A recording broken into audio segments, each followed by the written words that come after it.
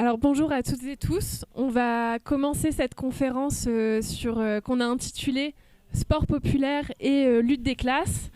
Ça nous semblait très important de faire une conférence sur la question du sport à l'Université d'été de la France Insoumise, à la fois parce que donc, l'année dernière, on avait déjà traité de ce sujet-là à l'aune de la question des Jeux olympiques et paralympiques, et que en même temps, donc, le sport, c'est pas uniquement le sport spectacle, c'est aussi, je pense, quelque chose. Il y a, je pense, plein de gens qui sont supporters d'équipes, qui en pratiquent au quotidien, qui peuvent aussi avoir des difficultés à en pratiquer.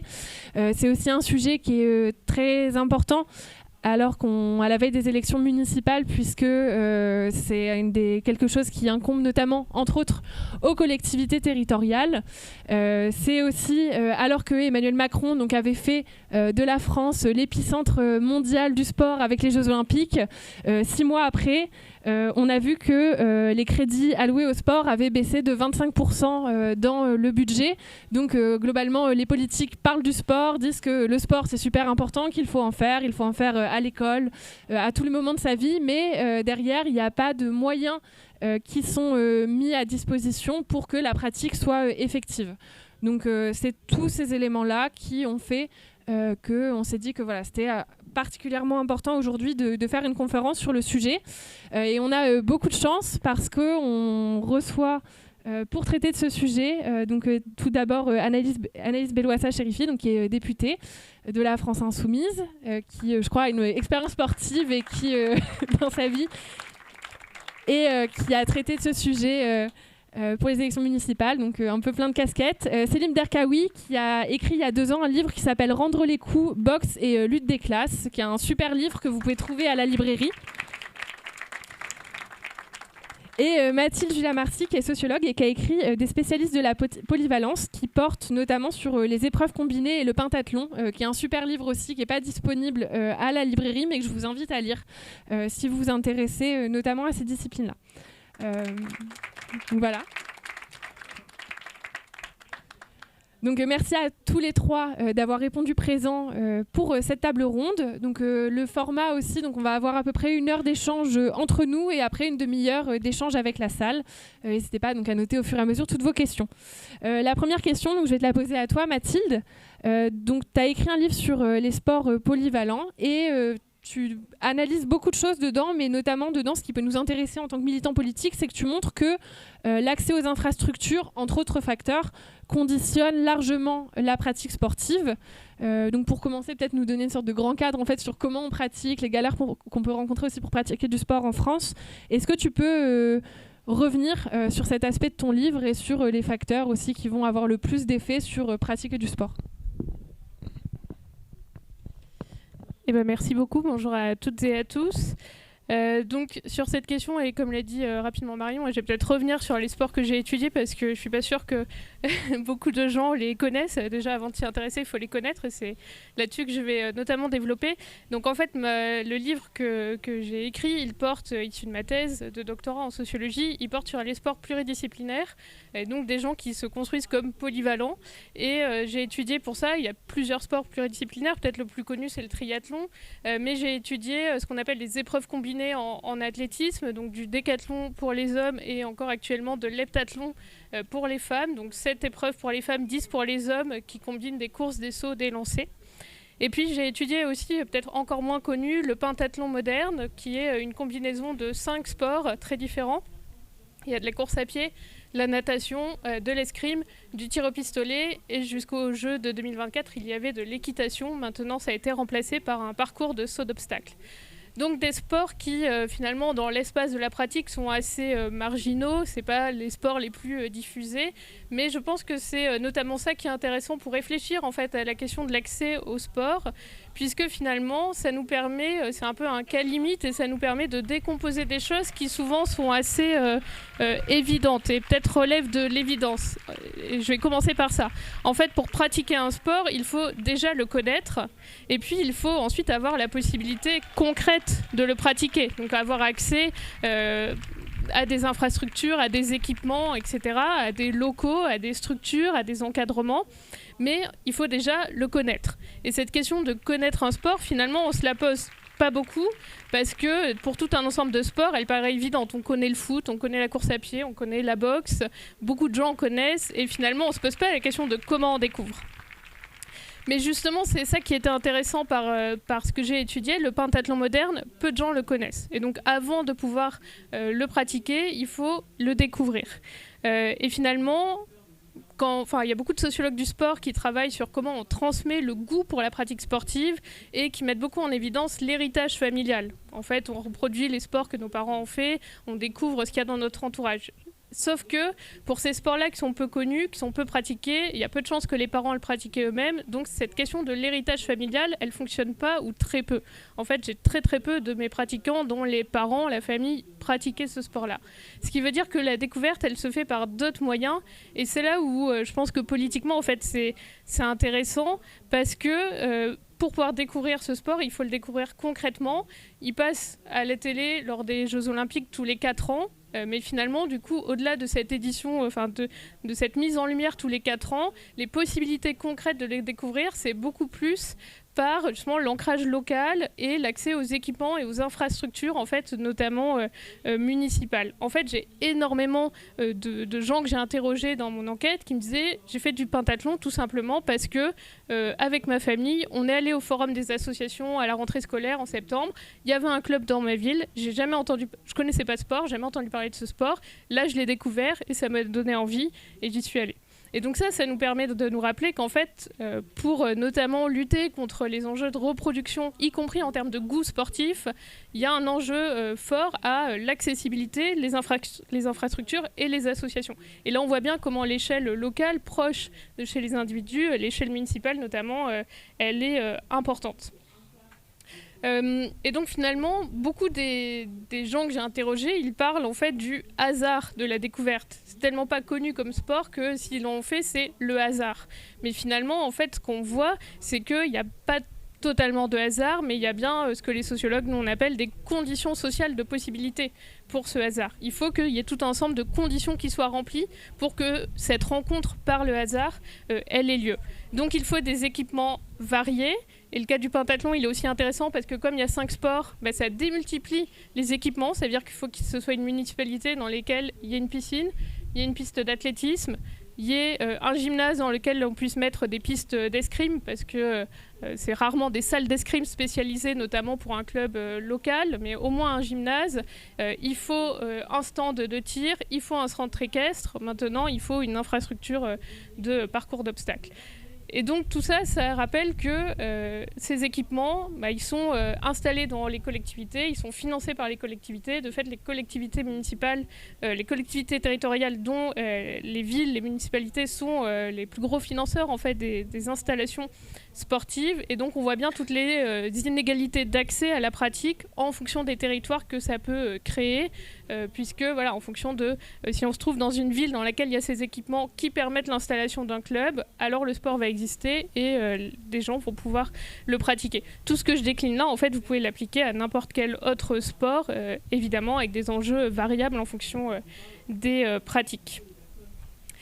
Et donc il faut bien prendre la mesure en fait que c'est ces choses concrètes qui font que ça met plein de personnes au sport. C'est parce que on découvre le club au forum, c'est parce que y a un équipement à côté de chez soi, qu'on passe devant, qu'on voit des gens qui pratiquent et qu'on s'interroge sur ce qu'ils font, qu'on va rentrer et qu'on va se dire peut-être que moi aussi je pourrais m'y mettre, alors que la famille, il n'y avait pas du tout un intérêt. Et en fait, c'est par ces petites choses que justement on peut lutter contre la reproduction sociale, parce qu'un enfant qui va découvrir des pistes d'escrime en face de chez lui, il ne va pas se poser la question de se dire l'escrime, c'est un sport de classe supérieure. En fait, il va avoir ça en face de chez lui et il va y aller. Après, il peut y avoir d'autres enjeux derrière dans la pratique, le coût, etc.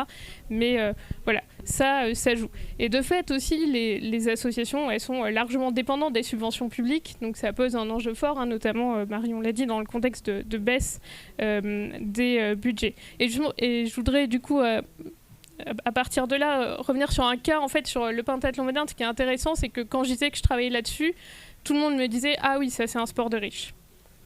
évidemment, de l'escrime, de l'équitation, du tir, tout combiné. Oui, c'est un sport coûteux, c'est un sport qui renvoie à des valeurs bourgeoises et même militaires. En fait, c'est l'origine de ce sport est une origine militaire. Mais en fait, quand on regarde les pratiquants, notamment les plus jeunes, qui constituent la masse la plus importante des pratiquants et des licenciés de la fédération, ben, c'est pas tant que ça. Pourquoi ? Parce que, c'est ce que je disais, en fait, c'est les villes dans lesquelles il y a un club. Et en fait, les jeunes, ils commencent, ils font pas du pentathlon, ils font une version allégée qui s'appelle du triathlé. Ils font de la course à pied, de la natation et du tir. Et donc, en fait, il y a beaucoup d'enfants de milieux populaires. En Seine-Saint-Denis, il y a plusieurs clubs qui sont implantés.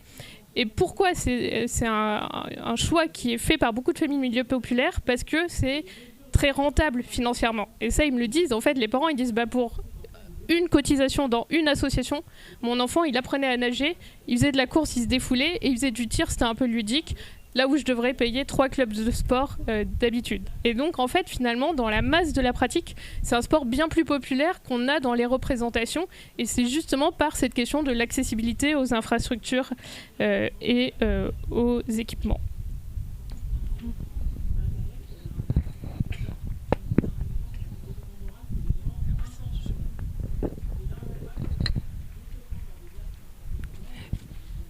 Donc la deuxième, déjà merci beaucoup pour ta réponse. Et la deuxième question pour Selim. Donc dans ton livre sur la boxe, tu montres que le sport c'est historiquement quelque chose, la boxe spécifiquement, quelque chose d'émancipateur.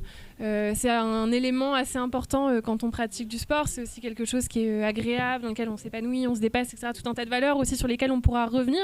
Est-ce que tu peux revenir sur cet aspect singulièrement d'émancipation lié au sport, qui je pense est central à aborder dans une université politique de gauche, de rupture, parce que l'émancipation c'est quelque chose qui est central pour nous.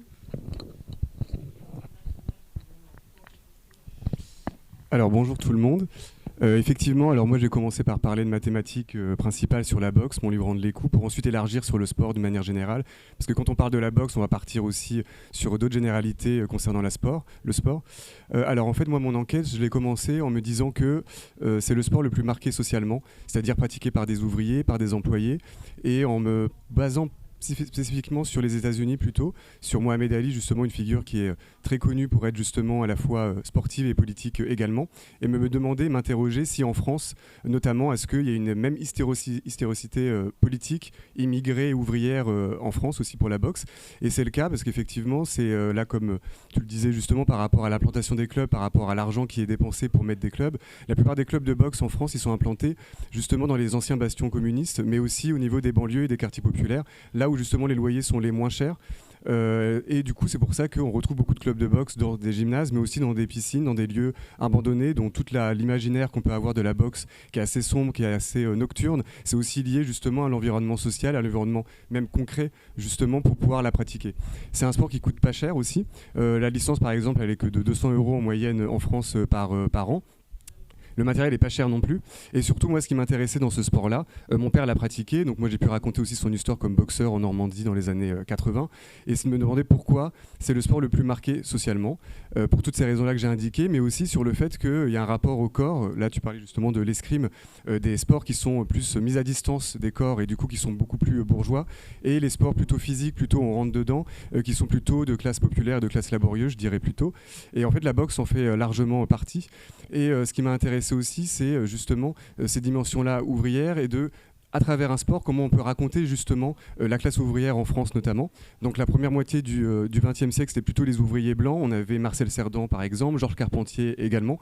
Donc du coup, il fallait être physique à l'usine et physique aussi une fois sur le ring. Donc il y avait une continuité entre le travail concret à l'usine et ensuite sur le ring. Et ensuite, la deuxième moitié du XXe siècle, c'est une couche plus populaire et plus pauvre que la précédente qui a remplacé finalement les boxeurs blancs ouvriers sur le ring, c'est-à-dire les Arabes et les Noirs des quartiers populaires. Des banlieues, et à partir des années 60, quand on regarde justement les palmarès en boxe, en France, c'est surtout des personnes algériennes, marocaines, tunisiennes et aussi d'Afrique noire aussi également. Donc voilà, tout ça c'était important de l'indiquer parce que finalement, là on parlait justement de l'accessibilité du sport et notamment pendant l'école, parce que c'est à ce moment-là aussi qu'on découvre sa discipline sportive en parallèle de l'éducation nationale. Et ce qui est très important aussi, ce que j'ai constaté par rapport à ce sport-là, mais pour le football aussi c'est assez similaire, sauf Sauf qu'en boxe, il y a quand même ce truc de mise en danger qui est beaucoup plus forte évidemment par rapport au corps sur un ring, etc. Le traumatisme qu'on peut avoir aussi crânien, et tout ça aussi pour gagner un petit peu d'argent, essayer de monter professionnellement. Et moi, ce qui m'a frappé aussi pendant cette enquête, c'est vraiment le mot de dignité qui revenait très très souvent, et aussi celui de sacrifice. Et la dignité, c'est par rapport aussi à l'éducation nationale et à l'école. Il y avait beaucoup d'humiliation aussi quotidienne de l'éducation nationale. Il y a des mauvaises notes à l'école, le fait qu'on te balance en bac pro, qu'on dévalorise aussi professionnellement et idéologiquement, volontairement, et qu'on mette plutôt les classes populaires et notamment les personnes immigrées sans qu'elles aient le choix, en fait, la possibilité du choix. C'est surtout ça qui est important, c'est qu'on te laisse le choix. Toutes ces problématiques-là à l'école, en fait, elles n'étaient pas forcément retrouvées sur le ring, dans le club, où il y avait aussi un certain rapprochement de classe sociale avec le coach qui était souvent une figure tutélaire, qui est dans le quartier aussi également.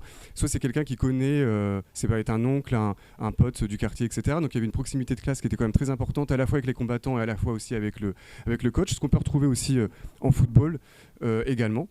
Donc ça c'est important parce que finalement ça va être le reflet en fait d'une vie au quotidien et qui va se refléter sur le ring en fait et sur sa discipline sportive. Donc comme pour le tennis par exemple, une mise à distance, etc. Le financement qui va être plus exacerbé pour ce sport-là, mais ça j'y reviendrai après parce que c'est très important, que pour d'autres sports. Finalement dans le boxe ça va être un peu une métaphore de la lutte des classes, d'où le titre que j'avais mis justement initialement, rendre les coups boxe et lutte des classes. Et le truc aussi important que j'ai observé à ce moment-là au niveau de cette enquête, c'est que finalement ce rapport-là à l'école, il était aussi par rapport à la rue d'une manière générale. Donc, c'est-à-dire, c'est comment on vit au quotidien à l'école, certes quand on est jeune, mais c'est aussi dans la rue.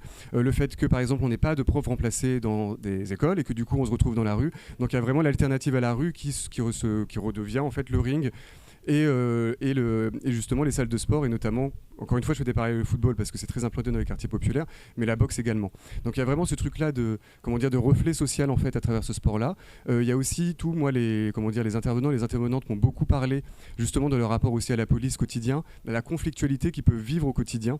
Donc c'est pour ça souvent ils me parlaient de la politique qui est dans la chair, comme leur sport en fait qui est dans la chair. Finalement la politique ils la vivent dans la chair, c'est-à-dire une réforme, ça va être vécu directement. Une réforme de l'assurance chômage, on n'a plus d'argent et on galère et on doit faire plein de trucs administratifs extrêmement chiants et laborieux. Et donc finalement, ça va se ressentir dans le sport qu'ils vont choisir et qui va venir à la fois par eux-mêmes pour eux-mêmes, mais aussi parce qu'il est dans le quartier, il est dans dans un endroit qui est proche aussi de leur lieu de vie, donc qui demande aussi des horaires adaptés par rapport à leurs parents aussi, de travail, donc ils peuvent les déposer justement au sport. Il y a toutes ces questions-là en fait qui émergent à travers un sport, et un sport qui prend beaucoup de place, notamment celui-là, mais d'autres aussi, parce que finalement, en parallèle de l'école, ça va être finalement plusieurs heures par semaine, notamment la boxe, mais d'autres sports aussi. Donc ça va occuper beaucoup d'espace dans la vie des adolescents et des enfants, donc un espace qu'il faut justement pas marginaliser. Et je reviens par rapport à la police, en fait, ce qu'ils m'ont expliqué, c'est que la violence policière qu'ils pouvaient subir, les contrôles policiers, ces choses-là, ou même des ratonnades d'extrême droite et compagnie, finalement, ils retrouvaient aussi dans la boxe une manière aussi d'autodéfense pour eux-mêmes, par eux-mêmes, mais aussi dans un cadre légal. C'est ça qui est important aussi, c'est que finalement il y a une émancipation, comme tu disais Marion justement là-dessus, mais il y a une contradiction, c'est que finalement cette émancipation elle est un peu mise sous cloche aussi, c'est-à-dire que c'est une émancipation qui va être plutôt réglementée dans la discipline sportive, académique et institutionnelle. Et là, ce qui est important sur justement l'aspect émancipation du sport d'une manière générale, c'est qu'en fait, les classes dominantes d'une manière générale, et notamment les maires en fait, du coup, parce que c'est eux qui détiennent l'argent et les budgets pour pouvoir faire en sorte qu'il y ait des offres sportives. Je bois 2 secondes, pardon. Parce que ça va être le moment le plus marrant. Enfin, le plus... bref, vous avez compris. Du coup, voilà. Du coup, les maires, ils vont se saisir du sport, de la question du sport, mais ça va être toujours très intéressé, parce qu'ils savent très bien que la question du sport, forcément, il y a des parents derrière, donc il y a des votants derrière. Donc ça, c'est extrêmement important, parce que finalement, le budget qu'ils vont mettre pour certains sports, ça va pas être les mêmes pour d'autres. Et moi, justement, quand je vous disais tout à l'heure que je vais partir de la boxe pour partir sur autre chose, et sur des sports en général, et sur les mécanismes, etc., moi, ce que j'ai observé, c'est qu'ils savent très bien que la boxe est un sport d'ouvriers, est un sport surtout lié au quartier populaire. On parlera peut-être de Macron qui fait de la boxe aussi plus tard, parce que ça c'est vraiment très rigolo pour le coup, mais passons après. Mais du coup voilà, ça c'est quand même très très important, parce que finalement ils le savent ça, qu'il y a une historicité derrière. Ils ont vu Rocky, ils ont vu Raging Bull, ils ont vu tout ça. D'ailleurs souvent quand on voit des films et des livres, ça permet de donner une caution morale et bourgeoise pour le sport, alors que d'habitude quand c'est le pratiquant et les pratiquantes qui la pratiquent, on s'en y intéresse moins. Finalement, c'est un peu moins noble que quand ça passe dans un film, etc. Et je vous dis ça parce que finalement, ils savent très bien qu'il y a cette historicité-là, parce qu'on en parle aussi dans les films, et que finalement, ils vont pas beaucoup donner de budget pour les clubs de boxe, ça va être très très faible en général, pour la boxe thaï aussi, pour le MMA aussi, j'en viendrai peut-être, je viendrai peut-être après là-dessus, parce que je travaille aussi sur le MMA, parce que c'est un peu la continuité sociologique de la boxe. Et du coup, ils vont pas beaucoup donner d'argent, en se disant que de toute façon c'est un sport de pauvres, on s'en fout, soit ils sont associationnistes, soit ils vont pas voter pour nous. Par contre, le moment où ils vont s'intéresser au sport de manière très politique, ça va être aussi quand il y a des révoltes urbaines suite à la mort, par exemple de Naël récemment, ou d'autres, parce qu'il y en a eu plein d'autres après Naël aussi, mais de Ziad Ebouna par exemple, parce qu'il y a beaucoup de coachs de boxe thaï notamment, très ciblés, coach quartier populaire, etc. Moins pour le football, parce que là on parle d'un sport de combat, qui m'ont expliqué justement qu'ils ont été sollicités par les mairies, par les municipalités, par les collectivités, pour canaliser les jeunes suite à des révoltes urbaines, et justement en leur faisant une pratique sportive, et qui rentrent justement dans des clous. C'est pour ça que je disais qu'il y avait une contradiction qui était assez intéressante, qui n'est pas forcément une contradiction finalement quand on réfléchisse bien, mais plutôt une instrumentalisation de la question sportive, et notamment ce sport-là, moins le sport en lui-même que celles et ceux en fait qui la pratiquent, et c'est plutôt eux qui vont être ciblés par ça. Et moi, ce qui m'a mis la puce à l'oreille aussi, c'est le terme de canalisation. C'est un terme qu'on utilise beaucoup moins pour d'autres sports de combat, mais spécifiquement pour ce sport-là, parce qu'encore une fois, c'est la population qui est visée derrière. Et avec le terme de canalisation, ça va être vraiment l'idée de paternaliste, coloniale aussi, justement, de materner ces gamins-là, qui ne sont pas légitimes à se rebeller. Donc par conséquent, on va cadenasser leur colère pour en faire une discipline sportive. Donc c'est pour ça que c'est à la fois émancipation, puis en même temps, c'est un peu blocage aussi. Donc c'est ça qui est intéressant à analyser. Et du coup, là, ils instrumentalisent cette question sportive et ils vont mettre des budgets un peu plus supplémentaires dans ces moments-là. Mais après, c'est le calme plat, ils s'en foutent complètement.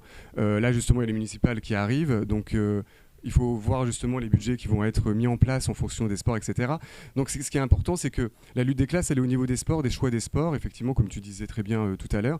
Et indépendamment même du choix, c'est qu'est-ce qu'ils vont mettre en avant plutôt que d'autres, qu'est-ce qu'ils vont mettre en avant comme sport plutôt que d'autres. Ça, c'est des choix qui sont politiques, qui plaisent plus que politiques.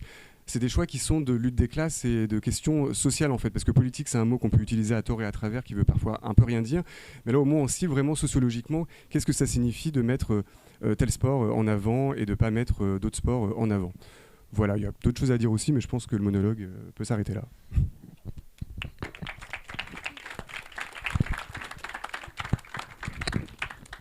Merci beaucoup. Donc, en introduction, j'évoquais les coupes budgétaires, je pense, le casse budgétaire, même pas juste des coupes concernant tout un tas de choses, mais notamment le sport, ce qui peut sembler d'autant plus étonnant un an après les JO. Quand on pense aussi au sport et à la politique gouvernementale, tu parlais tout à l'heure un peu de contrôle social, etc. On peut aussi penser au SNU, quand le gouvernement met en avant tout l'imaginaire, les images, les vidéos autour du SNU, il y a quelque chose autour du sport, un sport qui est quand même assez militariste, viriliste, etc. Et de l'autre côté, donc, on voit ces budgets qui sont en chute libre. Est-ce que tu peux nous en dire peut-être un peu plus, Anaïs ? Merci Marion.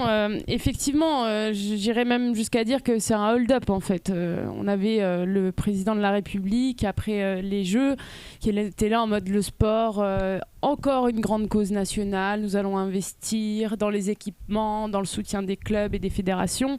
Et puis est arrivée la loi de finances donc de l'année dernière, 2025, et c'est 1,7 milliard d'euros que compose le budget du sport, de la jeunesse et de la vie associative. Donc vous avez ces trois entités. Et donc là, pour le projet de loi de finances de l'année 2026, on a 1,4 milliard d'euros. Donc c'est une baisse de 300 millions d'euros. Et on peut ajouter à ça la baisse des dotations aux collectivités territoriales qui, comme on l'a tous dit à cette tribune, financent les infrastructures, les associations et les clubs sportifs dans les collectivités que sont les nôtres. Donc on a bien sûr un gouvernement qui est très engagé sur la question du sport, vous l'avez compris. Mais quand on regarde très précisément où sont faites les coupes budgétaires, il y a la question, donc je l'ai dit, du budget général, il y a la question de la cooptation de la moitié du budget par l'Agence nationale du sport, et je vais en parler après.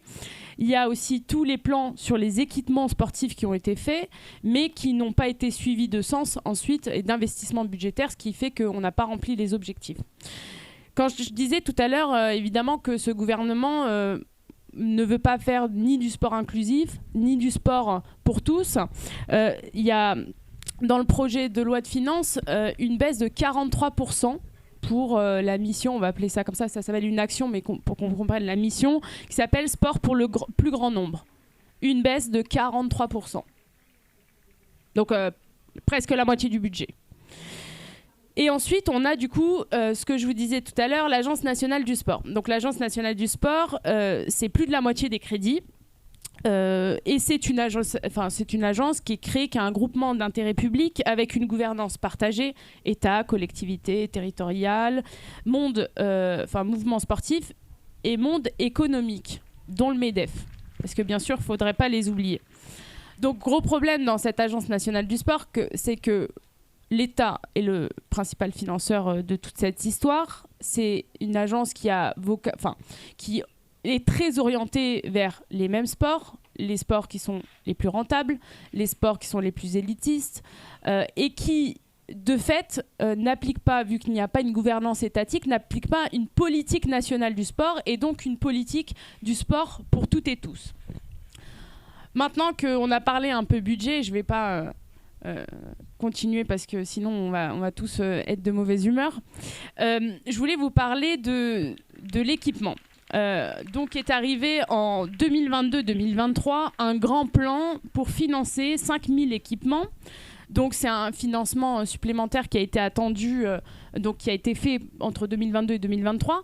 Et on s'est dit, bon, c'est quand même bien parce que la moitié des infrastructures sont vétustes, consomment énormément d'énergie, ne sont pas accessibles au plus grand nombre. Et on s'est dit, c'est vrai, on devrait continuer parce que quand même, la pratique du sport pour toutes et tous, c'est avoir des infrastructures, et tu l'as très bien dit, à proximité de son lieu d'habitation pour faire en sorte que tout à chacun puisse s'investir dans des structures sportives, dans des clubs. Et 2024 est arrivé et on dit, non, on va pas reconduire tout de suite, on va reconduire en 2026. On est là, à l'exercice du budget de 2026, toujours pas de nouvelles. Mais on a quand même fait un nouveau plan, le plan Génération 2024, qui était fait, en tout cas qui avait vocation à financer des équipements sportifs pour les scolaires. Et ils ont amputé de 2/3 le budget. Donc, ce sont 2 plans qui ont été mis en place pour faciliter la pratique du sport pour le plus grand nombre, y compris en milieu scolaire, parce qu'on sait que c'est lorsque vous touchez les enfants par le sport que vous réduisez les inégalités sociales, que vous faites de la mixité, que vous faites de l'éducation populaire. Et même ça en fait, il le retire. Donc, le gouvernement qui a dit pendant les Jeux paralympiques que c'était la grande cause nationale, que lorsque les athlètes, les centaines d'athlètes ont fait une tribune dans l'équipe pour dire que c'est un scandale absolu d'avoir réduit drastiquement le budget, Emmanuel Macron a dit « ils ont raison ». Qu'a-t-il fait depuis ? Rien du tout. Voilà, ça c'est la réalité aujourd'hui. Maintenant, tu parlais du SNU, et je l'ai dit tout à l'heure, le budget que je vous ai annoncé, c'est le sport, la jeunesse et la vie associative. Et donc, attendez, je réorganise mes feuilles avec ce vent. Et donc, il y a eu une volonté de transférer de manière un peu détournée du budget qui était dans ce grand programme sport, jeunesse et vie associative sur le SNU. Et Marion, tu l'as très bien dit tout à l'heure, le SNU, c'est j'ai même pas les mots pour dire à quel point c'est vrai que j'ai pas les mots en fait. J'ai pas les mots. Je veux. Non, mais c'est une vision rétrograde de la jeunesse. Ça empêche l'émancipation, ce que provoque le sport par ailleurs. Ça a une vision de soumission, d'autoritarisme. Tout ce que nous, on déplore, et tout ce qui est opposé à notre vision en fait, du sport. Nous, le sport pour nous, c'est l'émancipation, c'est le collectif, c'est la diversité et c'est l'inclusion. Et aujourd'hui, on observe que donc avec ce SNU, il y a un transfert de la politique du sport qui est mis dans le SNU à destination, encore une fois, que de certains jeunes, au détriment de tous. Et c'est bien là notre problème. Et au-delà de tout ça, il y a pour ces jeunes, et puis il y a pour les structures du SNU, les infrastructures du SNU. Quand je disais tout à l'heure qu'on a des gros problèmes en termes d'équipement sportif. Je pense qu'on va toutes et tous le voir dans nos collectivités. La rénovation des bâtiments d'accueil du sport, le fait qu'on doive... qu'il n'y ait pas d'infrastructure pour pratiquer le sport, le fait qu'on soit obligé de partager entre plusieurs clubs, qu'il y ait moins de créneaux. Moi, je suis députée de Lyon. Et à chaque forum associatif, la chose qu'on me dit, c'est en fait, on a été obligé de dire non à 200, 300 personnes, 300 jeunes, parce qu'on n'a pas assez de créneaux, parce qu'en fait, on n'a pas assez de gymnase, parce que celui-ci est en rénovation, parce que celui-ci, il y a de l'amiante, parce que la piscine, en fait, elle nous coûte trop cher, on n'a plus le budget pour l'entretenir. Voilà, c'est ça la réalité. Le nerf de la guerre, c'est bien évidemment le budget, mais pour vous dire que sans budget pour le sport, on n'y arrivera pas. Et je vais vous parler d'une expérience, je divague un peu, mais je clôt sur ça, promis, d'une expérience personnelle.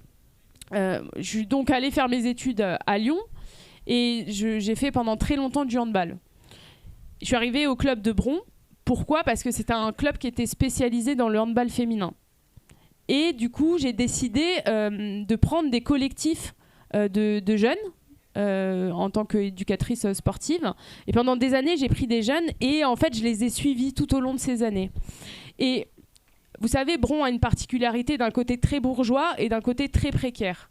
Et moi, mon objectif, en fait, c'était de faire ensemble, avec ces jeunes, de faire en sorte que peu importe que tu viennes de la classe bourgeoise, peu importe que tu viennes des UC de Bron, et ben que tu joues ensemble sur le même terrain, que ça te provoque la même joie collective et que ensemble tu t'émancipes pour devenir l'adulte de demain. C'est ça que fait le sport.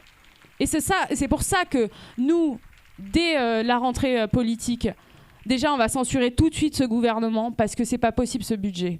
Mais en plus de ça, on va continuer la mobilisation dans la rue le 10 septembre parce que nous traiter comme ça, traiter l'avenir de notre pays, la jeunesse comme ça, c'est pas possible.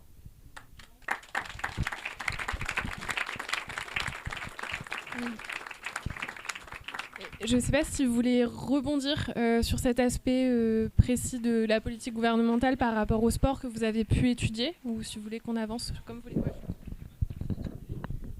Peut-être pour rebondir sur le SNU aussi, en le voyant, parce que donc, à l'université, j'enseigne en STAPS, la filière des sciences du sport. Donc en fait, on forme justement tous les futurs professionnels du sport.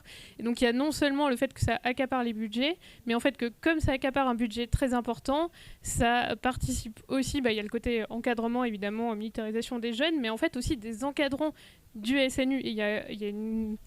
Alors, c'est pas une politisation directe, mais ça met au pas aussi les esprits des encadrants. Pour le dire très concrètement, en fait, ça rémunère très, très, très, très bien les éducateurs sportifs qui interviennent au SNU. Donc, nous, aux vacances de Pâques, on a tous nos étudiants qui partent 2 semaines encadrer le SNU parce que c'est ce qui est le plus rémunérateur par rapport aux clubs de sport dans lesquels ils ont l'habitude d'intervenir. Et donc, en fait, là, on voit bien le problème. C'est que on met des budgets sur, évidemment, nos étudiants, ils ont besoin de tout, donc ils y vont. S'il y avait autant d'argent dans leur club local, ils continueraient cette activité. Et l'impact sur la population ne serait pas du tout le même que dans le cadre du SNU. Et puis, ils mobilisent aussi beaucoup les acteurs sportifs pour faire des interventions, des débats autour du sport, etc. Donc, mobiliser tout le mouvement sportif, là aussi, avec des subventions à la clé. Évidemment, le mouvement sportif y va parce qu'ils ont besoin de tout dans toujours ce contexte de baisse des budgets. Et donc, là aussi, en fait, on voit comment on met de l'argent... les gens sont obligés de s'y engager parce qu'ils ont besoin de ça, mais s'y engagent dans un modèle qui est assez problématique du sport et de la jeunesse.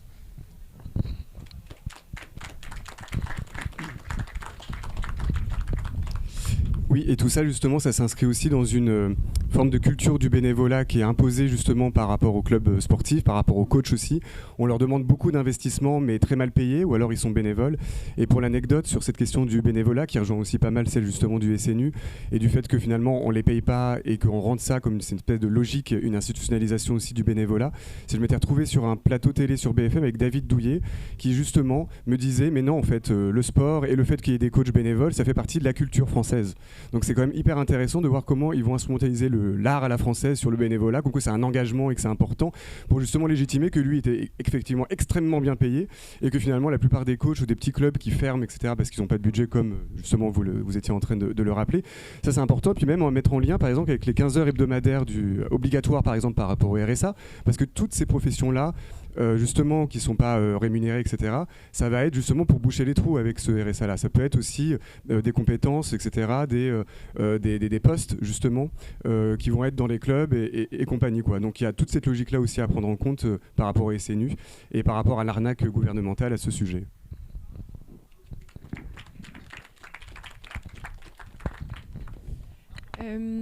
Alors j'avais une autre question pour toi, Célim, donc on va te redonner le micro juste après. Tu as commencé tout à l'heure à montrer que les sports de combat constituaient un élément de contrôle social. Tu as commencé donc à aborder ça et tu vas aussi sortir bientôt un documentaire sur le MMA, qui est un peu un sport en vogue en ce moment, en tout cas, voilà, qu'elle vend en poupe, disons. Est-ce que tu peux peut-être nous parler de choses que tu as pu observer sur ce sport, sur tous les enjeux de mise en scène? Le MMA, on le sait, ça fait partie des sports où il y a aussi énormément d'argent en jeu. Je pense contrairement peut-être aux sports que pour certains vous avez pu étudier, qui sont des sports où il y a moins de financement, etc. Donc est-ce que peut-être tu peux faire le lien aussi entre le MMA, le sport business, etc.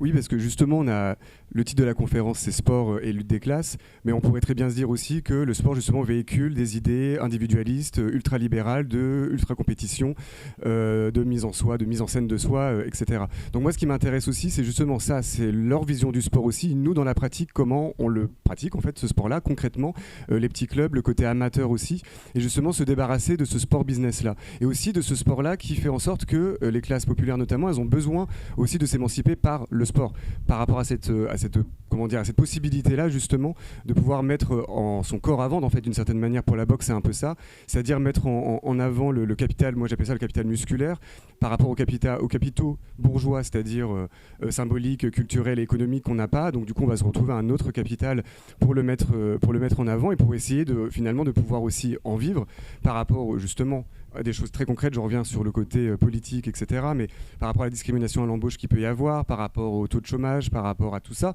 finalement, ça va être un moyen. Mais un moyen souvent qui est très difficile, justement, parce que c'est très mal payé.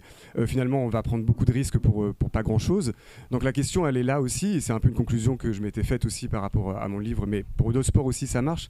C'est le côté, finalement, le fait de pouvoir s'émanciper par le sport, c'est aussi de se débarrasser de l'argent et du chantage à l'argent pour pouvoir en vivre. Du côté professionnel, du côté business, justement. Où là, ça peut devenir plus violent, plus compliqué, etc.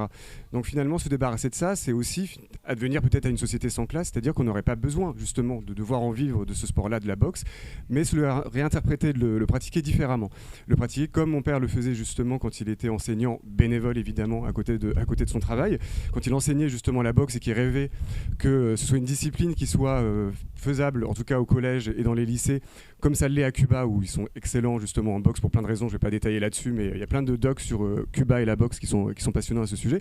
Mais comme justement vecteur d'émancipation, de redonner confiance en soi à des jeunes qui peuvent se faire humilier au travail ou à l'école, et finalement dans l'enceinte du club, ça peut justement avoir une résonance toute particulière, avec aussi un reflet qui peut évidemment être exacerbé parfois sur les conditions de travail et les conditions aussi scolaires. Du coup, pour en revenir à ça, c'est que effectivement, il y a le côté sport libéral, le côté sport qui peut être émancipateur, et dans tout ça, le MMA, qui a été autorisé justement et légalisé en 2020 en France, qui mixe plusieurs disciplines, dont la boxe, la lutte et d'autres. En fait, pour ce sport-là, justement, ça qui est intéressant, c'est qu'il a la caricature, même dans la manière de pratiquer ce sport-là, justement, qui mélange plusieurs disciplines, où à la base, c'est un peu le jeu de qui va être le meilleur combattant, comme un jeu vidéo de combat où on fantasme, c'est le karaté, ça va être Bruce Lee, ça va être Mohamed Ali. Donc le MMA, ça résume un peu tout ça. Et aussi un rêve et une manière de faire dans la discipline en elle-même, quelque chose d'ultra-libéral, en fait, encore plus que d'autres sports. Et du coup, c'est aussi une victoire de l'ultralibéralisme aujourd'hui dans le monde. Et c'est pour ça que Donald Trump s'intéresse énormément à ce sport-là, avec Dana White, justement, qui, lui, est le fondateur de l'UFC, qui est la compétition qui organise le MMA dans le monde. Et Elon Musk aussi adore ce sport-là. Alors, c'est ce que je disais tout à l'heure par rapport aux valeurs viriles. En fait, comme pour la boxe, et là je parlais de Macron et la boxe, vous avez vu certainement les photos de Macron qui manifestement adore la boxe. Donc il y a deux dimensions. Il y a la première, c'est l'appropriation culturelle de classe et qu'on va s'approprier un sport populaire pour faire genre comme si finalement on venait du même vécu. Donc ce qui permet aussi de dépolitiser le sport et de lui enlever son historicité ouvrière, immigrée, etc. Mais aussi ils vont prendre de l'aspect de la boxe que l'aspect viriliste, que l'aspect libéral. Et justement Macron, quand il avait posté ses photos en noir et blanc, c'était au moment où il voulait montrer les muscles face à Vladimir Poutine, donc c'était vraiment pile pour ces raisons-là aussi, et aussi peut-être esthétique, parce que du coup ça lui permettait de se mettre en avant narcissiquement sur ces photos-là en noir et blanc très bien photographiées. Donc voilà, donc pour le MMA c'est un peu ça aussi, c'est comment en fait ce sport-là il va être utilisé justement par les classes dominantes de manière plutôt viriliste. Il y a l'extrême droite aussi qui s'approprie ce sport-là. Il y a les techniques de combat Krav Maga qui viennent d'Israël aussi, qui sont vachement utilisées en MMA. Il y a des combattants israéliens qui sont très bons en MMA aussi par rapport à leur culture du Krav Maga. Donc il y a tout ça en fait, il y a beaucoup de choses à dire sur ce sport-là, justement parce que c'est un peu une synthèse de l'époque que l'on vit aussi, une synthèse assez exacerbée. Et en fait, aussi, le MMA, comme la boxe, c'est un sport qui est extrêmement marqué socialement et qui est très implanté dans les banlieues, les quartiers populaires, parce qu'en fait, le MMA, il est géré dans les clubs de boxe, c'est la Fédération française de boxe, pour plein de raisons que je vais pas... c'est un peu long et chiant, donc... plus tard, peut-être dans le documentaire du coup, on va l'aborder dedans, mais en gros voilà, et pour plein de raisons, il n'y a que la boxe qui l'a accepté pour plein de raisons. Et ce qui est important aussi, ce qui est intéressant, c'est que le MMA au départ, pour qu'il soit légalisé en France, c'est qu'en fait eux, ils sont venus avec vraiment leur chapeau de texan et tout, en mode on va imposer notre sport libéral, sauf qu'en fait en France on a quand même des réglementations, il faut qu'il y ait une vertu entre guillemets pédagogique, j'allais dire thérapeutique, mais plutôt pédagogique justement sur le sport. Justement, il y a l'éducation nationale, etc. Et le MMA, c'était pas ça, c'était vraiment hyper libéral, il n'y avait pas de réglementation, etc. Donc il y a tout ça à réfléchir. En fait, s'intéresser au MMA, c'est encore une fois comme pour la boxe, c'est s'intéresser justement aux jeunes des quartiers populaires, des campagnes rurales aussi, parce que c'est implanté dans certains territoires ruraux également, plutôt des classes populaires en général, mais plutôt immigrées, parce que comme pour la boxe, plus on monte en MMA professionnellement, en tout cas au niveau des palmarès, et plus ce sont plutôt des personnes issues de l'immigration postcoloniale, des combattants, vous connaissez peut-être Francis Ngannou, il y en a plein d'autres, Cyril Gain par exemple, ça c'est il y a lui aussi, il y en a d'autres. Donc voilà, il y a un peu comment dire, il y a plein de choses à dire là-dessus qui sont importantes, et à voir aussi comment le pouvoir va s'accommoder de ce sport-là, qui est encore une fois très implanté dans les banlieues du pays. Et pour l'instant, finalement, effectivement, ils en parlent assez peu, en tout cas la Macronie, sont plutôt concentrés sur la boxe, parce que aussi il y a un truc important, c'est que quand ils se sont mis à apprécier la boxe ou des sports comme ça, très estampillés, quartier populaire, c'est qu'au départ, c'est une boxeuse qui m'avait raconté ça, c'était Sarah Ouramoun qui est championne, elle m'avait dit, moi quand j'ai fait Sciences Po, au départ on me regardait mal, on me disait c'est quoi ton sport de racaille, mais par contre ils adoraient regarder les films de boxe, quoi. Et en fait, une fois que justement le sport a été gentrifié, on a commencé à créer des clubs chers, qu'on a commencé à se dire tiens, la boxe ça peut être important comme sport par rapport à la discipline aussi de vie, de la santé, etc. Parce que c'est un sport qui est très complet. Donc là, quand on parle justement de il faut faire attention à son corps, etc. Donc la boxe, ça tombe assez bien pour ces problématiques-là, très citadines aussi par ailleurs. Et du coup, voilà, je sais plus trop ce que je voulais dire par rapport à ça, mais je crois que j'ai fait le tour.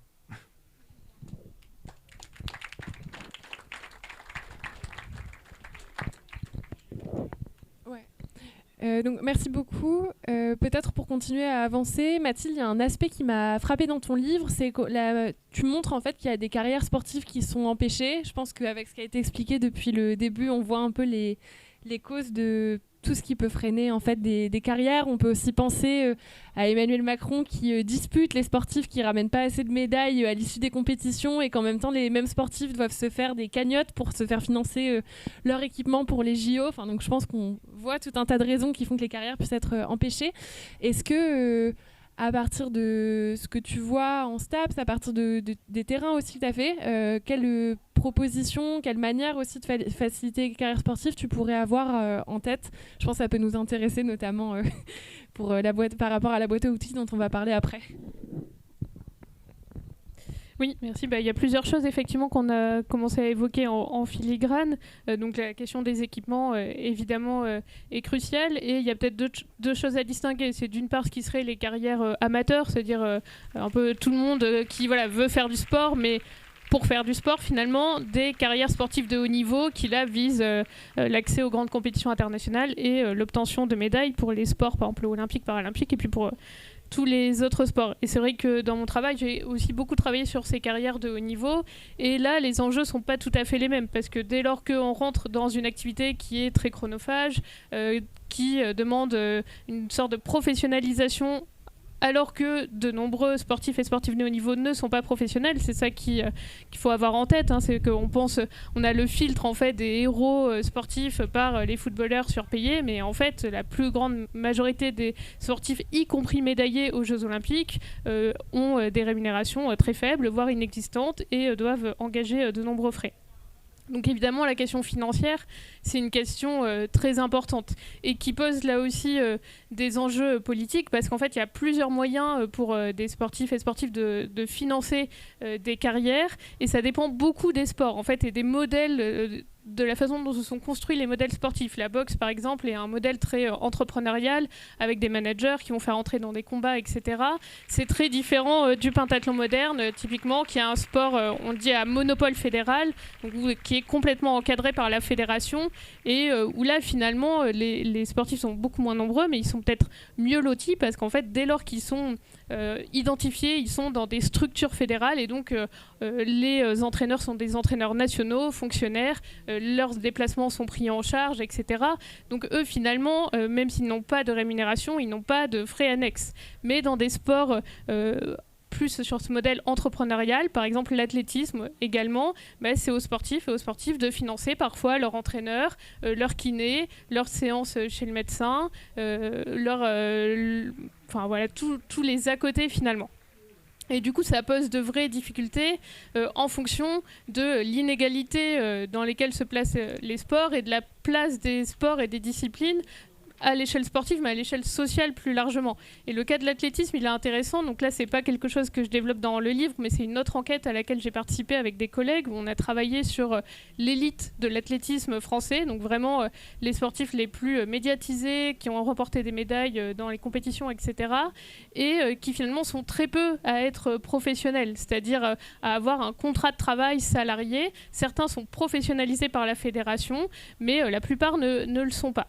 Et donc, il faut trouver des moyens. Et pour se faire financer, en fait, souvent, on les appelle les débrouillards, parce qu'ils se débrouillent pour essayer de combiner plein de choses. Il y en a qui sont au RSA, il y en a qui sont en chômage de contrats professionnels qu'ils ont eus, et comme ça, ils arrivent à combiner des choses. Et il y a quand même des aides publiques. Donc il y a des aides de l'Agence nationale du sport, mais qui sont soumises au niveau de performance.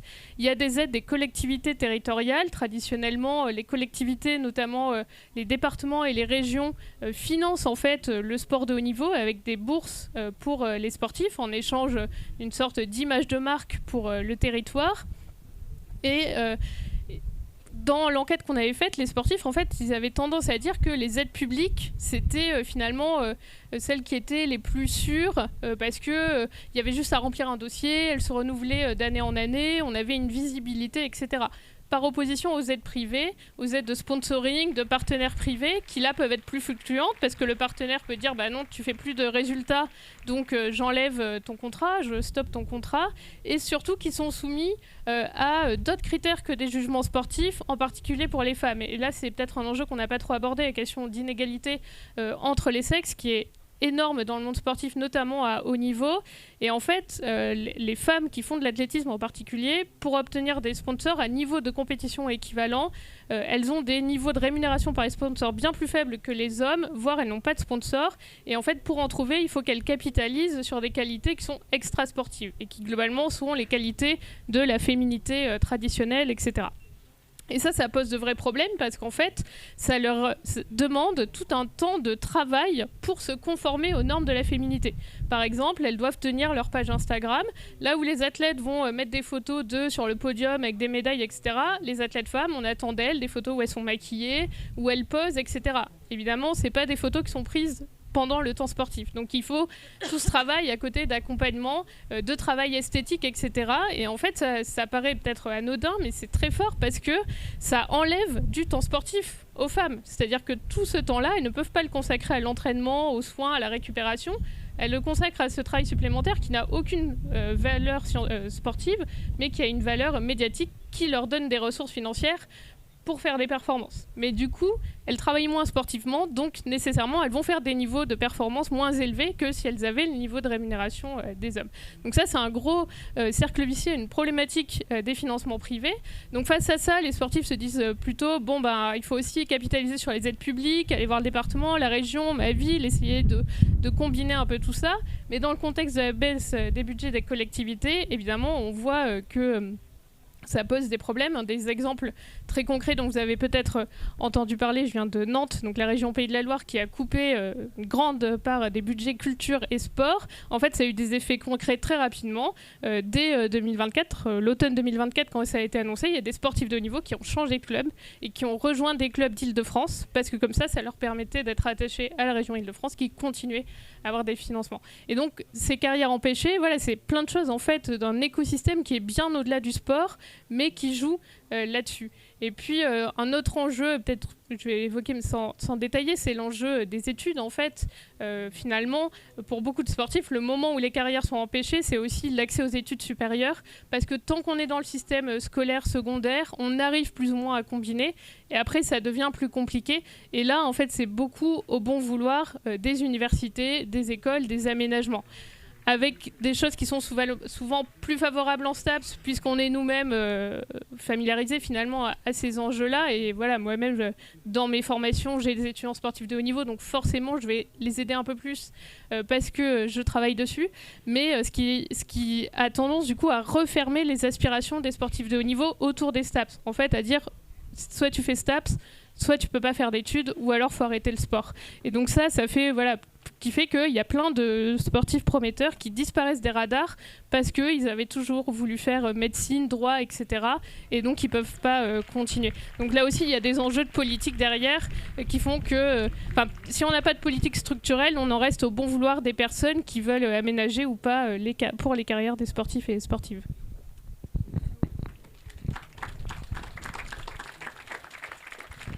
Merci beaucoup. Et je vais poser la dernière question donc, à Anaïs. Est-ce que tu peux revenir sur ce que la France Insoumise propose dans la boîte à outils municipale qu'il faut que vous consultiez toutes et tous dans les mois à venir? Est-ce que tu as travaillé dessus? Est-ce que tu peux revenir sur ce qu'on propose sur les questions sportives plus précisément?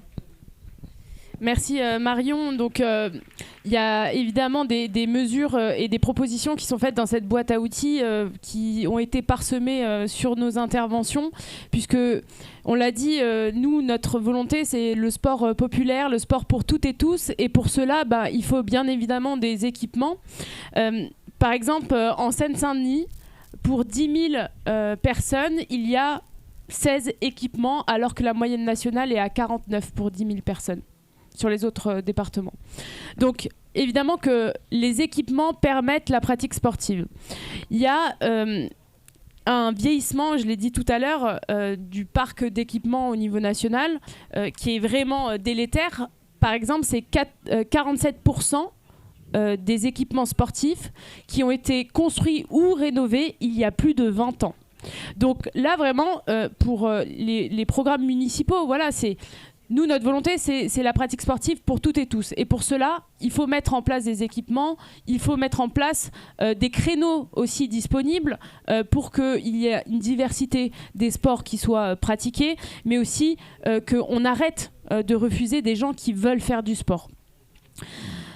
Il y a aussi, bien évidemment, on l'a dit, le sport ne peut pas être destiné qu'à une partie de la population.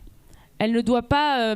en tout cas, on ne peut pas s'empêcher de faire du sport parce qu'on n'en a pas les moyens. C'est la raison pour laquelle nous, on est pour favoriser la gratuité et la tarification sociale à la fois des licences, mais aussi des équipements. Parce que, bien évidemment, au début de l'année, vous payez votre licence.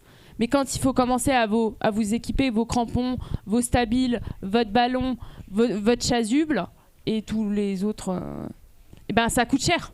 Et quand on voit ce qui a été fait au pass sport par ce gouvernement, on a besoin que les prochaines mairies insoumises, en fait, elles mettent cette tarification et cette gratuité en place. Ensuite, il y a bien évidemment, et je l'ai dit tout à l'heure, sur pourquoi j'avais choisi le club de handball qui était le mien, c'était la pratique du sport féminin. Aujourd'hui, malheureusement, on est très mauvais en France. Et on est très mauvais parce qu'il y a un manque de reconnaissance de sport féminin. Et j'irais même jusqu'à dire que ce manque de reconnaissance, il se traduit dans le budget. Avant, en 2024, il y avait une ligne budgétaire qui était dédiée au sport féminin. Ça représentait 1 million. C'était pas grand-chose. Mais au moins, il y avait la reconnaissance de vouloir mettre en place des politiques publiques d'inclusion pour que le sport féminin il soit autant valorisé que le sport masculin, qu'on permette à toutes les jeunes filles de notre pays de pouvoir pratiquer le sport qu'elles veulent. Et ça, je pense qu'en tant que mouvement féministe, on se doit de proposer ce genre de choses pour nos municipalités insoumises. Par exemple, tout à l'heure, on parlait un peu de médiatisation du sport féminin, enfin en tout cas de certains sports. Par exemple, la médiatisation du sport, la non-médiatisation du sport féminin, c'est 82% du sport qui est diffusé à la télévision concerne le sport masculin. Et on peut être championne, on peut faire des bons scores, vous aurez jamais la même couverture en termes de droits TV. Et c'est ça aussi le problème de l'ANSES tout à l'heure dont je parlais. C'est que l'ANSES, elle est aussi financée par les coûts de TV et puis par les paris sportifs aussi. Mais tout ça pour vous dire que tout ça est corrélé au désengagement de l'État et à sa volonté de plus mener de politique nationale en termes de sport.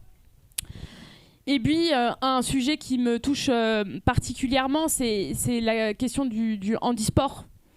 Là aussi, il y a eu les Paralympiques. On a tous effleuré du bout des doigts une société qui était inclusive, où la pratique du sport, elle était pour toutes et tous. Je pense qu'il faut que dans nos programmes municipaux, dans nos municipalités insoumises, il faut qu'on puisse favoriser le sport, l'handisport. Et pas simplement le dire, mais faire en sorte que les infrastructures et les équipements soient accessibles. Que ce soit pour la pratique du sport, mais que ce soit aussi pour aller voir du sport. Parce que ça participe aussi à la vie sociale.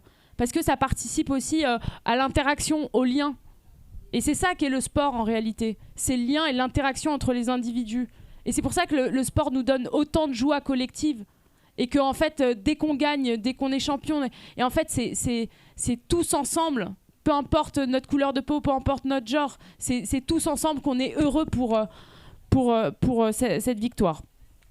Donc, je disais favoriser la pratique et la mise en place de clubs inclusifs. Je vous le rappelle quand même, c'est moins de 50% des personnes handicapées qui font du sport contre 80% sur la population générale. Et là encore, il y a dans le budget 2025, on n'a pas encore vu de 2026, mais c'est jamais mentionné. Il n'y a pas de ligne budgétaire.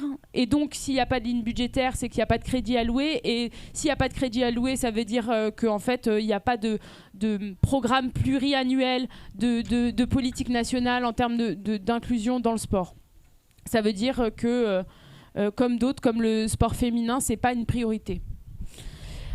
Ensuite, je voulais intervenir sur une chose, je vous ai pas tous, j'ai sélectionné, il y a bien évidemment plus de mesures dans la boîte à outils, mais j'ai sélectionné celles qui faisaient écho à nos différentes interventions. La mise en place d'un dispositif gratuit d'apprentissage à la natation. Parce que la natation, dès le plus jeune âge, c'est la traduction très concrète des inégalités sociales. C'est 2% des enfants de cadres qui ne savent pas nager et c'est 13% des enfants d'ouvriers qui ne savent pas nager. Et si donc vous avez pu l'école pour amener les enfants pratiquer la natation, apprendre la natation, qui prend le relais ? Donc il y a aussi cette politique-là. Et tout à l'heure, j'ai oublié une chose sur la natation et sur les piscines. Il y a aussi, là je divague un peu, mais le changement climatique qui a lieu dans notre pays, la bifurcation que Macron n'a pas su opérer, qui fait qu'on va connaître des vagues de chaleur très importantes, y compris dans les grandes villes. Et je prends le cas de Lyon, par exemple. Moi, je sais que 40% des enfants de notre pays ne sont pas partis en vacances par manque de moyens. Et que la moindre des choses, quand vous avez des vagues de chaleur comme ça, c'est de rendre la piscine gratuite pour l'ensemble des Lyonnais et des Lyonnaises ou pour l'ensemble de la population. Ces enfants qui ne peuvent pas partir en vacances et qui subissent en plus des vagues de chaleur incroyables. Voilà, c'est ça une politique municipale insoumise. Donc là, j'ai été très brève. Mais juste, je voulais vous dire aussi un chiffre qui m'a choquée.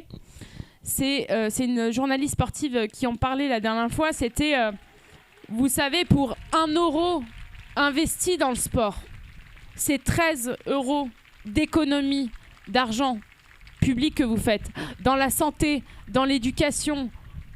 En fait, ce qu'ils ne comprennent pas, et pourtant, ils disent que c'est les grands comptables de la République, là, ces incompétents.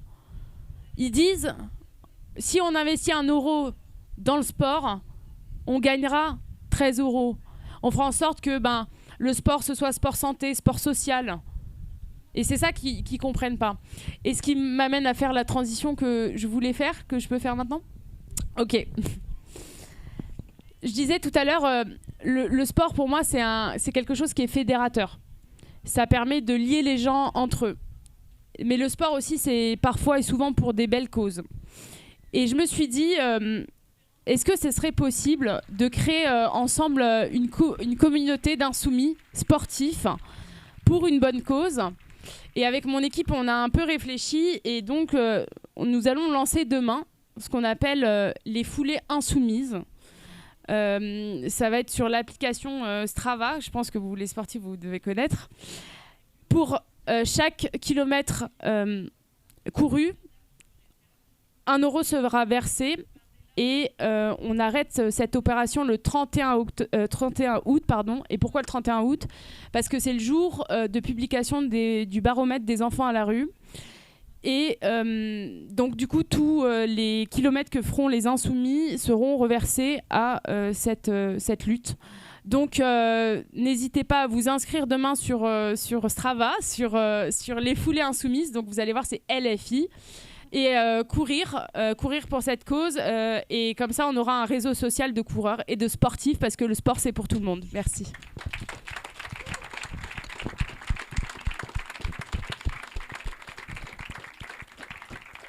Merci beaucoup. Et donc, on sait tous et toutes ce qu'on va faire après les amphis. On va courir jusqu'au 31 août.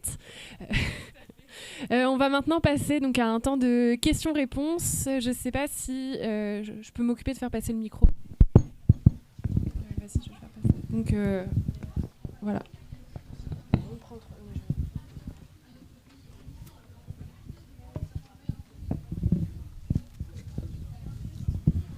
Oui, bonjour, merci pour la conférence. Pour compléter ce que tu disais sur les piscines, Anaïs, moi je suis à Marseille, Désolé.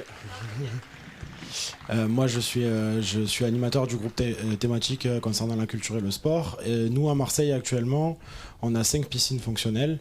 Donc une piscine pour 160 000 personnes, pour donner des chiffres un peu plus concrets.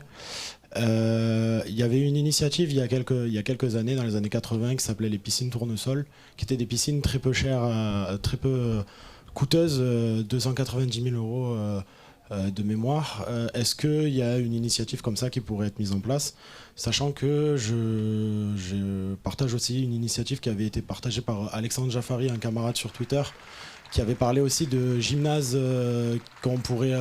qui étaient des gymnases prototypes en fait, qu'on pourrait déployer sur tout l'ensemble du territoire avec des lieux de sociabilisation qui pourraient permettre comment on appelle ça, une plus grande pratique sportive et aussi améliorer les conditions de sport de nos camarades. Donc, est-ce que c'est des choses qui ont été réfléchies aussi à mettre en place dans le programme, etc. Merci. Oui, alors dans le même sens, je me disais, est-ce que vous avez pensé aussi à faire des liens avec l'action sociale, notamment pour des gens, enfin moi je m'occupe de personnes entre autres très éloignées de l'emploi et pas forcément toujours handicapées, mais qui peuvent avoir des handicaps reconnus ou pas. en tous les cas, les personnes les plus précaires, que ce soit les jeunes qui n'arrivent pas à rentrer sur le marché du travail ou des gens, voilà, avec le financement des CCAS, par exemple, est-ce que ça serait possible d'avoir des actions, notamment toutes les familles monoparentales, les personnes proches de la retraite qui ne reprendront pas le boulot, etc. Enfin voilà, moi je vois des corps qui s'effritent, en fait, très clairement. Et du coup, il y a plein de choses qui se sont faites, notamment auprès des missions locales, voilà, et qui seraient pas mal à intégrer.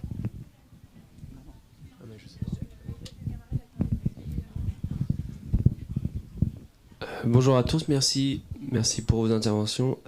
J'ai 2 questions. La première, c'est tu as parlé de l'institutionnalisation du bénévolat parmi les encadrants. Moi, j'étais entraîneur au Canada où on demandait le casier judiciaire de tous les candidats à être entraîneurs. La question, c'est comment est-ce qu'on peut protéger les enfants dans le cadre du sport de masse, du sport dans les associations sportives, des risques de pédocriminalité par les éducateurs notamment. Et je réfléchissais à est-ce que on pourrait pas avoir un programme national du sport, un service public du sport où tous les encadrants devraient avoir des formations garanties par l'État, devraient être employés directement par l'État pour justement avoir un meilleur contrôle sur qui encadre les enfants. Et ma deuxième question, c'était par rapport au sport de haut niveau.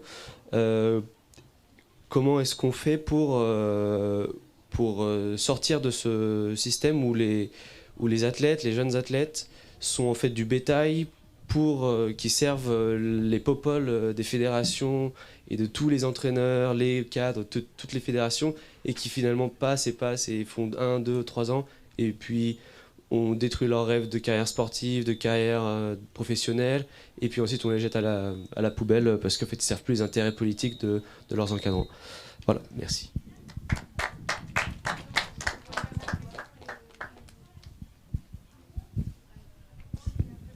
Merci pour la présentation à tous les trois. Moi, je me posais une question pour mettre le sport dans une pratique quotidienne, parce qu'on a beaucoup de gens en France qui sont éloignés du sport, on a des problèmes de sédentarité en France qui sont assez inquiétants. La question du temps, je pense qu'elle est hyper importante. Le temps dont on dispose dans une semaine, quelqu'un qui bosse en France, on a 35 heures, et c'est même plus pour beaucoup. En fait, c'est des gens qui n'ont pas forcément le temps de pratiquer du sport dans la semaine, parce qu'on va leur mettre en plus d'autres contraintes administratives ou autres, en plus de ce temps de travail. Et cette question, elle se pose dès le temps scolaire, finalement. C'est quand on habitue en fait, les jeunes à faire du sport, et quand on fait une journée de, je sais pas, 8h, 17h, 17h30 au collège, ou peut-être un petit peu moins en primaire, comment on peut avoir le temps en plus de réviser ses cours, de faire du sport en club le soir dans une semaine comme ça. Enfin, je veux dire, pour moi là, c'est là que ça se joue vraiment au niveau dès le plus jeune âge.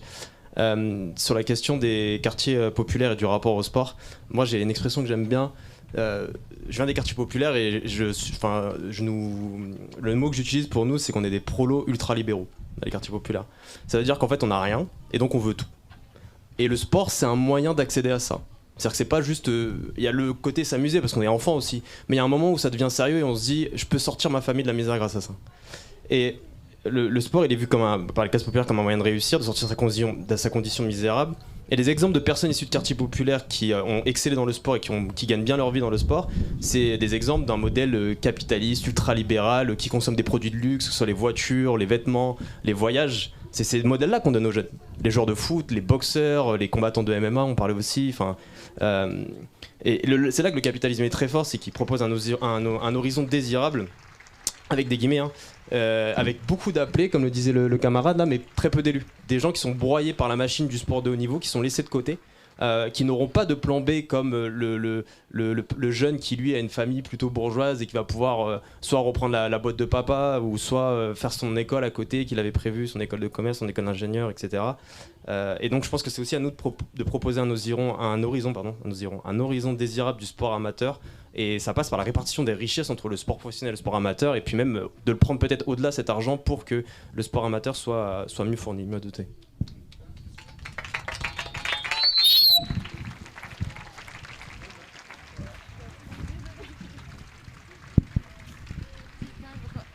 Je vais commencer brièvement pour... On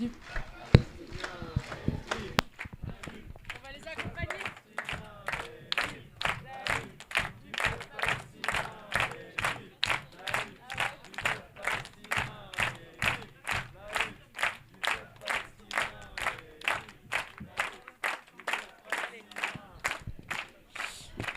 Donc, je disais tout à l'heure, vous me citiez des exemples, des choses qui ont déjà été faites, que ce soit actuellement dans des municipalités insoumises ou alors dans le temps, dans les anciens fiefs du Parti communiste, par exemple.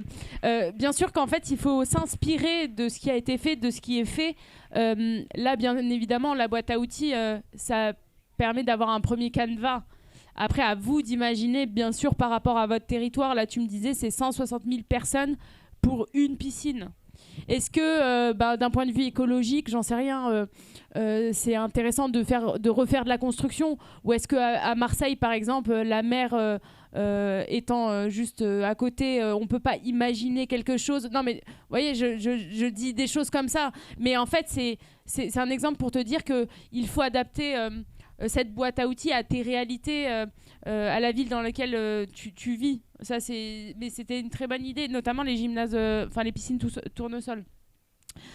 Sur la question de la précarité, la question du sport, c'est évidemment une question primordiale parce que on a vu cet été que la privation matérielle et sociale a été en forte hausse et que les gens se sont privés d'un certain nombre de choses et malheureusement la rentrée ça va être aussi le cas et en plus de ça la rentrée c'est le moment où vous prenez votre licence, que vous inscrivez votre enfant dans une activité sportive ou culturelle.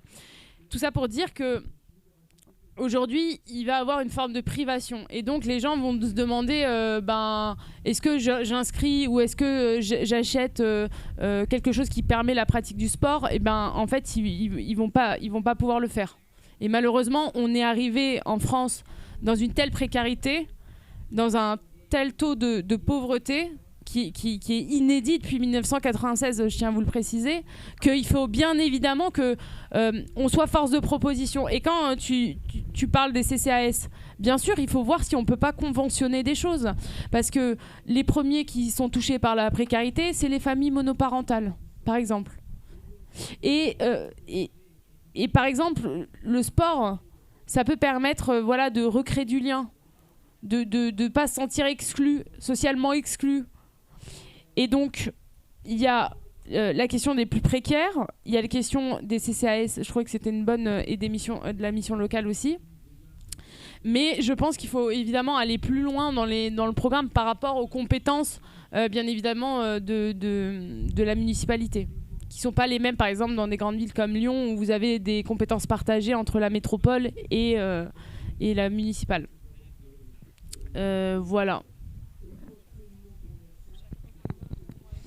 Ouais. Alors, peut-être rapidement, je veux dire, rebondir sur les piscines tournesol. Ce qui est intéressant, c'était qu'effectivement, c'était un grand projet qui maintenant est un peu le patrimoine sportif national, mais on a complètement oublié. Et en fait, maintenant, ce qui se développe beaucoup depuis quelques années, c'est des bassins mobiles, en fait. Donc, c'est des petits bassins sur camion. Alors, ça permet de répondre à la question de l'apprentissage de la natation. C'est des bassins qui sont assez adaptés pour apprendre à nager. Par contre, c'est pas des bassins où on va rester une fois qu'on nage, parce qu'ils font globalement 3 mètres sur 3. Et en fait, c'est pour dire que finalement, maintenant, on invente. Enfin, voilà, on oublie un peu les piscines tournesol et on invente des choses, mais qui sont moins bien finalement que ce qu'on avait avant. Sur la question de la protection des enfants, en fait, il y a la même chose qu'au Québec, en France, c'est-à-dire que tous les éducateurs sportifs salariés doivent montrer, les dirigeants des clubs doivent vérifier l'honorabilité en fait des éducateurs, notamment par le casier judiciaire, et depuis peu, ça a été étendu à tous les bénévoles. Avant, c'était lié au fait qu'on encadrait de manière professionnelle, et maintenant, c'est y compris les bénévoles, puisque évidemment, c'est pas le fait d'être professionnel qui va faire que, voilà, vous voyez bien l'enjeu. Et en fait, on le sait pas globalement, mais c'est une des missions du ministère des Sports importante. Et de fait, les délégations départementales et régionales du ministère, donc les DRAGES et les c'est SDJES, donc, qui sont donc les échelons départementaux et régionaux du ministère, ont ces missions essentielles en fait, de lutte contre les VSS et de protection des enfants dans la pratique sportive. Donc ça fait partie des missions et il y a des gens sur le terrain qui le font. Le problème essentiel, là, encore une fois, c'est le manque de moyens, le fait qu'ils sont trop peu nombreux, donc ils n'ont pas les moyens de vérifier en fait, de faire le contrôle d'honorabilité des déclarations des dirigeants sportifs. Et puis le fait aussi que c'est des missions qui se sont rajoutées récemment à tout ce qu'ils faisaient déjà, sans formation particulière. Et donc là, je le sais pour avoir accompagné une étudiante qui s'est engagée dans cette voie-là et qui avait justement fait son écrit réflexif là-dessus. En fait, ça pose de vrais problèmes dans la gestion professionnelle du coup des cadres du ministère des Sports. Donc là, c'est un peu technique, mais avec tous les enjeux en fait de eux-mêmes, leur propre suivi psychologique en fait à gérer ces cas-là, etc. Et là, finalement, c'est typiquement un exemple où il y a des obligations qui existent, il y a le cadre légal, mais on manque de moyens à tous les niveaux pour l'appliquer vraiment.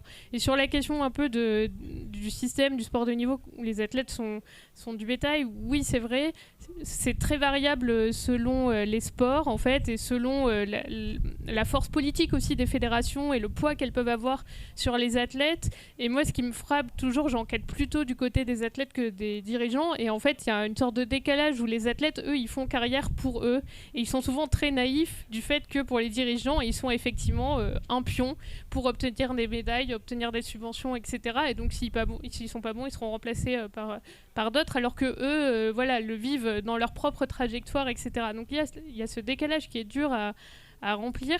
Il y a quand même des choses qui évoluent ces dernières années. Les fédérations sont de plus en plus engagées sur la reconversion, donc les sportifs de niveau, là aussi c'est un statut ministériel, ils sont reconnus par le ministère des Sports comme sportifs de niveau, ils sont inscrits sur des listes chaque année et on a des listes reconversion.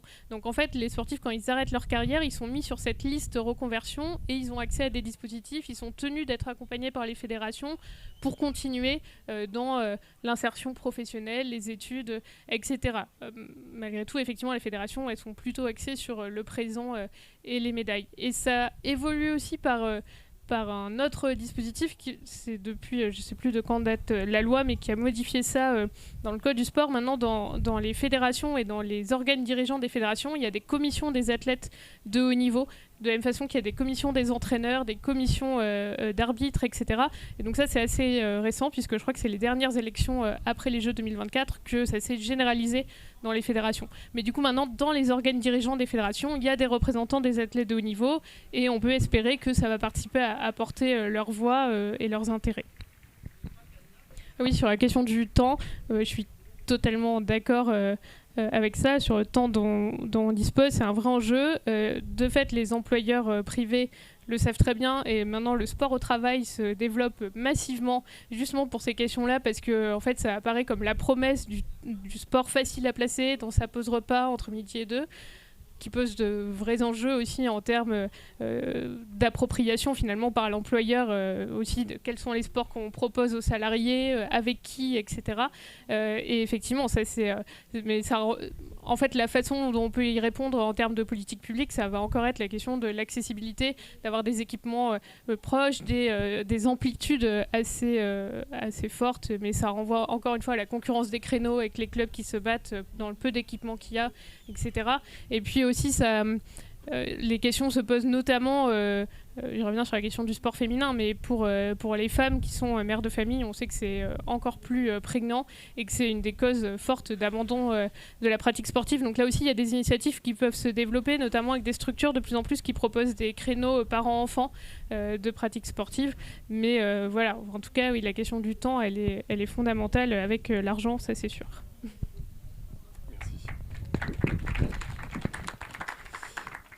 Et du coup, ça me permettra de répondre à ta deuxième interrogation, enfin ta deuxième remarque.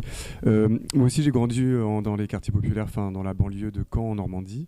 Effectivement, il y a cette aspiration-là au libéralisme, à gagner beaucoup d'argent, etc., que je peux tout à fait comprendre, en fait, que tu as envie de gagner de l'argent quand tu as été pauvre toute ta vie. Et effectivement, il y a ça, et ça, c'est important aussi, c'est comment la gauche peut s'en saisir, en fait. Et surtout aussi, pas mal de mouvements intellectuels, etc., par snobisme, qui imaginent les quartiers populaires comme tous marxistes, etc., alors que non, c'est plus compliqué que ça, la vie, parfois.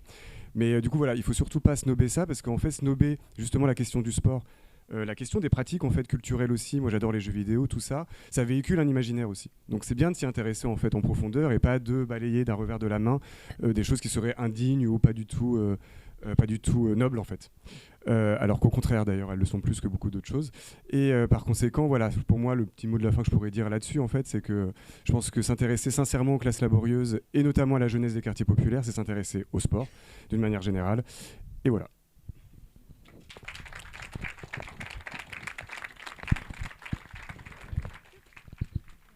On a peut-être le temps pour une dernière question. Ok. J'ai éteint le micro pour éviter les interférences.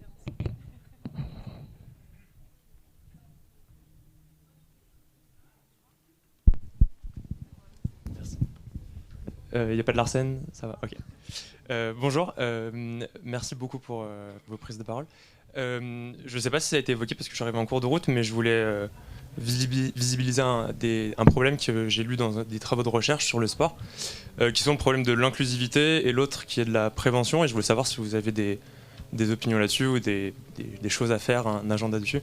Le premier, c'est le problème de l'inclusivité. Il y a beaucoup de personnes grosses ou des femmes ou des personnes LGBTQI+, qui visibilisent le fait qu'elles ont du mal à s'intégrer dans des structures sportives. Et je voulais savoir s'il y a des choses qui sont prévues là-dessus, par exemple dans des salles de sport ou dans des clubs un peu plus publics. Et le deuxième, c'est le problème de la prévention. Normalement, on remarque que dans le sport professionnel contre le sport amateur, il y a beaucoup plus de blessures dans le sport amateur que dans le sport professionnel. Et j'ai l'impression que moi je suis dans une structure à Lyon qui s'appelle Courir à Lyon, c'est un club très inclusif de course. Il est très peu visibilisé le problème de la blessure alors que c'est un truc hyper courant dans la course. Et je déplore un peu ça, quoi. Et je voulais savoir si c'est un problème que vous avez des solutions pour, des pensées. Merci.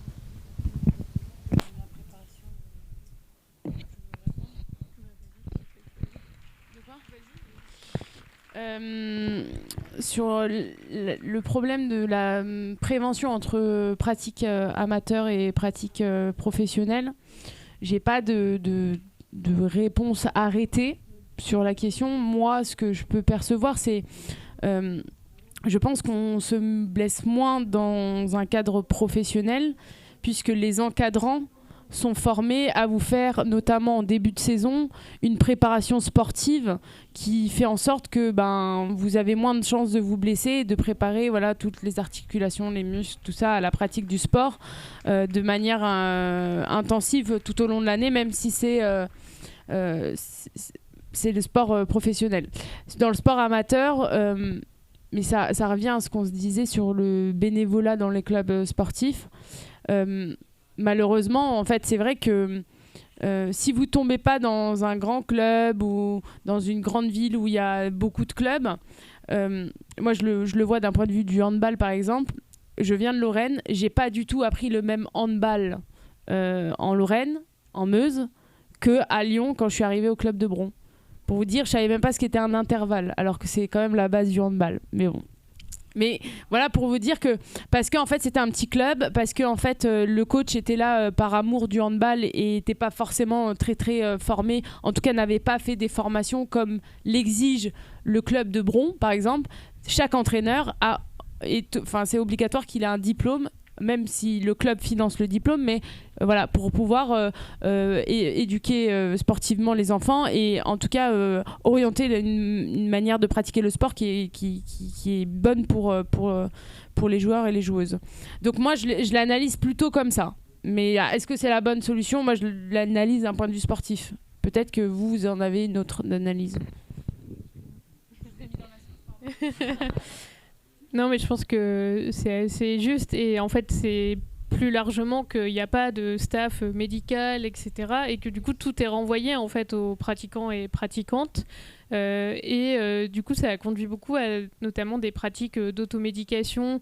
Et c'est de l'apprentissage informel par les pairs. Quelqu'un s'est blessé, on va reproduire un peu la même chose. Mais effectivement, il n'y a pas de pratique de prévention structurée. Mais la question, elle est intéressante parce que en fait, moi, j'entends souvent l'inverse. On me dit tout le temps, c'est les sportifs de haut niveau qui se blessent tout le temps. Le sport, on dit que c'est la santé, mais c'est pas la santé. Faire du sport intensif, etc.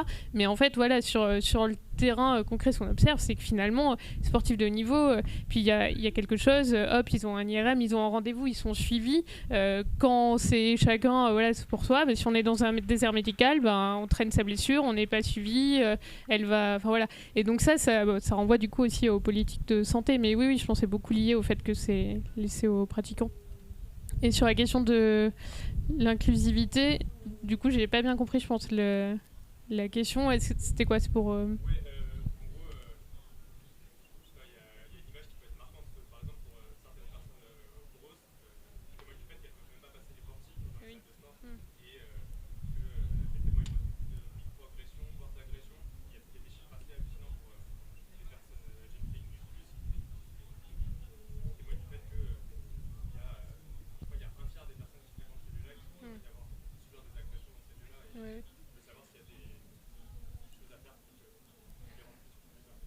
Évidemment, je pense qu'il y aurait plein de choses à faire. Par exemple, il y a du sport communautaire dans la communauté LGBT qui a ses propres clubs, ses propres championnats, etc., qui sont pour le coup ouverts à tout le monde, évidemment. Mais la question, c'est soit on est sur des initiatives locales privées, ou est-ce qu'il y a une réflexion encore plus large, évidemment, qu'il y aurait plein de choses à faire, mais du coup je me dis les deux questions, peut-être ça permet de finir malheureusement sur une note un peu plus négative sur le sport que tout ce qu'on a pu dire, mais en fait c'est ça aussi, parce que ce qu'on dit, le sport, certes ça permet de réduire les dépenses de santé, mais en fait ça crée quand même aussi des problèmes de santé dans certains cas, le sport intensif, etc. Et le sport, notamment le sport fédéral, reste encore beaucoup pris par le modèle de l'homme blanc, bourgeois, etc. etc. Et il faut pas avoir... du coup, la vision émancipatrice de gauche, France Insoumise du sport veut déconstruire ça, mais de fait, il y a encore beaucoup à faire de tous les côtés. Oui, du coup, je vais te répondre par rapport à ce que je connais par rapport à la boxe et mon enquête aussi, mais ça va te parler aussi. Est-ce que moi, j'ai rencontré beaucoup de personnes, et notamment aussi des clubs autogérés, en fait, de boxe, de plus en plus dans toute la France, d'inspiration un peu italienne aussi, antifasciste, parce qu'il y a beaucoup de gens d'extrême droite qui reprennent la boxe, etc. Donc c'est un peu un contre-mouvement qui se passe. Du coup, plus inclusif, etc. Parce que moi, je parlais des clubs de boxe par rapport à la classe sociale, par rapport aux questions raciales aussi. Mais évidemment, c'est des lieux qui reproduisent des violences sexuelles aussi, sexistes, des discriminations de genre, LGBT aussi. Donc par conséquent, comme dans la société en général, chez les bourgeois blancs et aussi évidemment. Mais du coup, par conséquent, en fait, c'est plutôt du côté des clubs autogérés que j'ai vu qu'il y avait des choses qui se passaient, notamment en boxe, parce qu'en boxe, il y a aussi ces dimensions-là de sport des minorités, en fait. Et du coup, c'est pas anodin que justement des minorités politiques, que finalement ce sport-là surtout, où j'ai découvert beaucoup de ces clubs autogérés un peu partout en France. Voilà. Après, c'est une réponse, mais dans l'idéal, ça c'est plutôt une réponse parce qu'il n'y a pas de réponse, justement. Enfin, voilà.